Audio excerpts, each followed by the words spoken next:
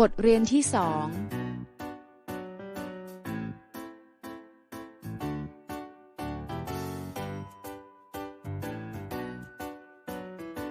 นี่คือครอบครัวของฉัน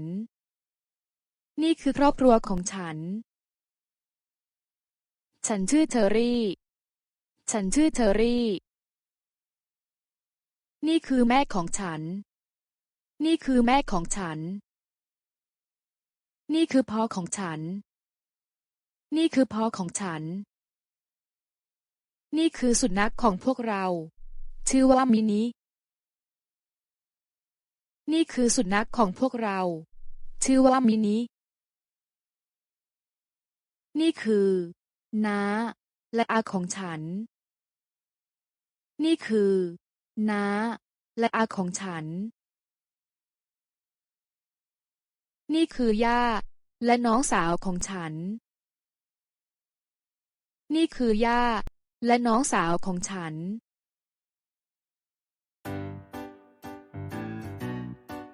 แม่แม่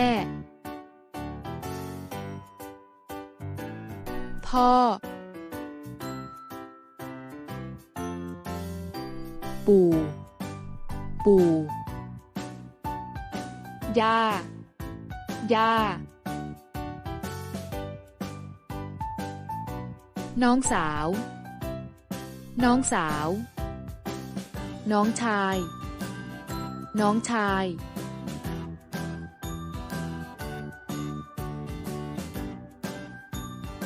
พี่สาวพี่สาวพี่ชายพี่ชาย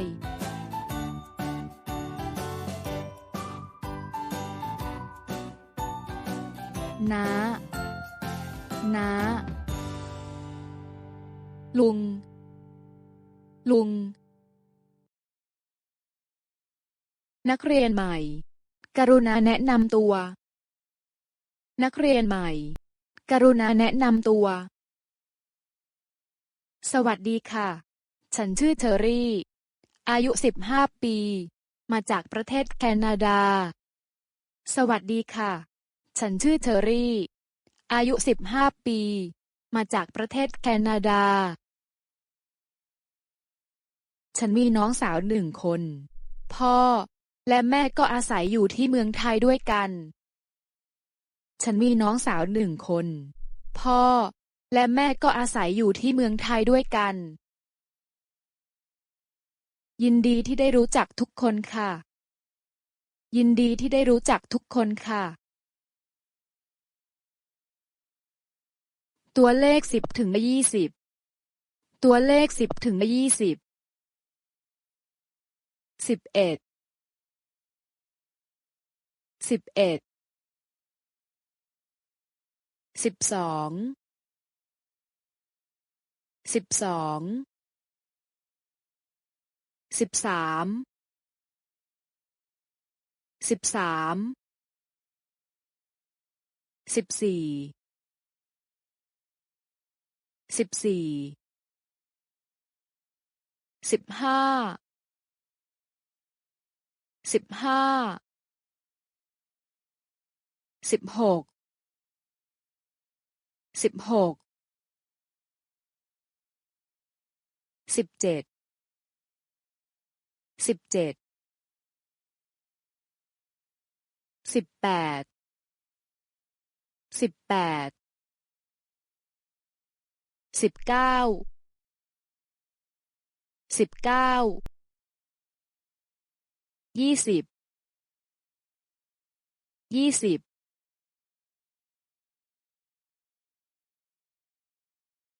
พวกคุณอายุเท่าไหร่พวกคุณอายุเท่าไหร่ฉันอายุ15 ปีฉันอายุ15 ปีผมอายุ14 ปีผมอายุ14 ปีผมอายุ13 ปีผมอายุ13 ปีวันนี้เป็นวันหยุดวันนี้เป็นวันหยุด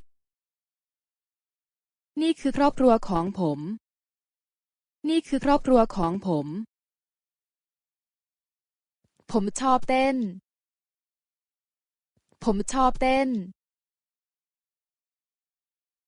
ผมชอบกินอาหารไทย ผมชอบกินอาหารไทย ฉันชอบร้องเพลง ฉันชอบร้องเพลง บางครั้งก็ชอบขี่จักรยาน บางครั้งก็ชอบขี่จักรยาน คุณชอบทำอะไรในวันหยุด คุณชอบทำอะไรในวันหยุด ฉันชอบไปออกกำลังกายในสวนสาธารณะ ฉันชอบไปออกกำลังกายในสวนสาธารณะ แล้วคุณล่ะ ชอบทำอะไรในวันหยุด แล้วคุณล่ะ ชอบทำอะไรในวันหยุด ผมชอบไปซื้อของในห้างสรรพสินค้า ผมชอบไปซื้อของในห้างสรรพสินค้า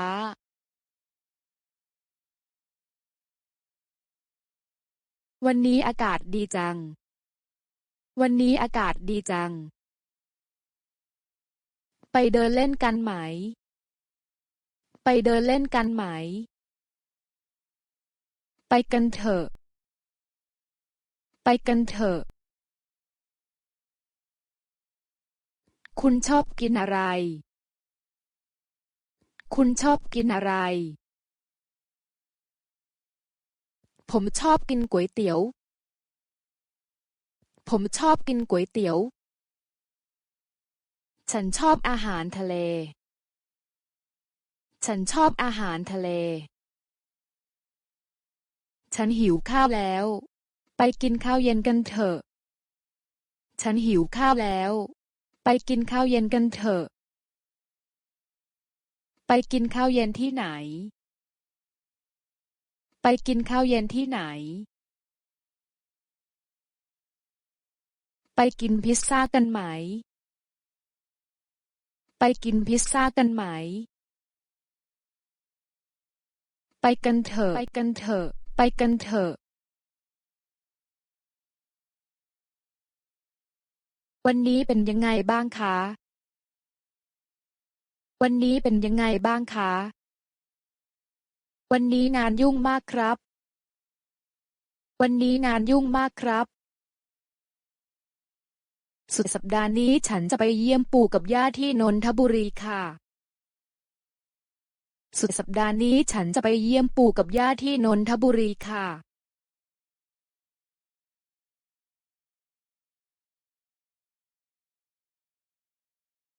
ขอโทษจริงๆครับ ผมไปไม่ได้ เพราะต้องไปทำงาน ขอโทษจริงๆครับ ผมไปไม่ได้ เพราะต้องไปทำงาน ไม่เป็นไรค่ะ ฉันไปเองได้ ไม่เป็นไรค่ะ ฉันไปเองได้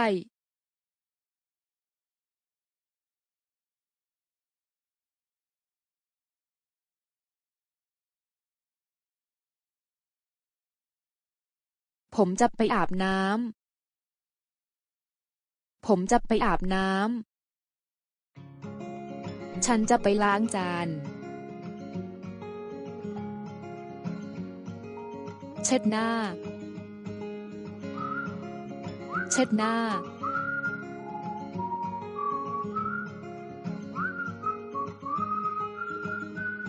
ทาครีม ทาครีม เป่าผม เป่าผม แปรงฟัน แปรงฟัน หนีผม หนีผม โกนหนวด โกนหนวด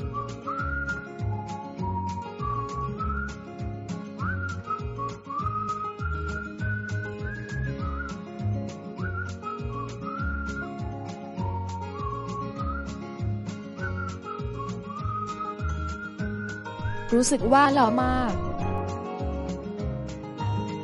รู้สึกว่าหล่อมาก